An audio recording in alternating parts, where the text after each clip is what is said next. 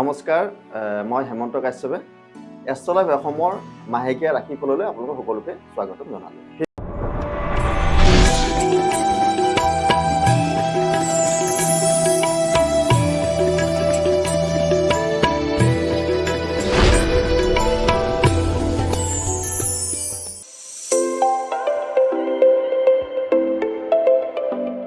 এইবাৰ আহিলোঁ মই ধনুৰাশিৰ জাতক জাতিকাসকলৰ এই মাহটোৰ বিষয়ে ক'বলৈ।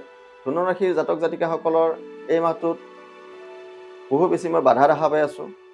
সকলো ক্ষেত্ৰতে বাধা আছে। বিদ্যাৰ্থীসকলৰ কাৰণেও বাধা, ধন টকা পইচাটো বাধা, ভ্ৰমণতো বাধা, চাকৰিয়ালসকলৰ কাৰণেও বাধা। তো সকলো ফালৰ পৰাই মই সিমান ভাল দেখা নাই।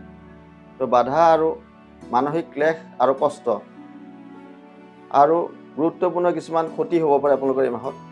তো আপোনালোক সাৱধান থাকিব এই মাহত। এই মাহত এটা পূৰ্ণিমা আছে। পূৰ্ণিমা দিনাখন পূৰ্ণিমা নিশি পালন কৰক, তেনে কৰিলে আপোনালোকৰ কাৰণে খুব ভাল হ'ব।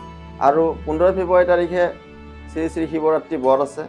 যিসকলৰ বিবাহত বাধা আৰু প্ৰেমত বাধা, সেইসকলে শ্ৰী শ্ৰী শিৱৰাত্ৰি ব্ৰত পালন কৰক।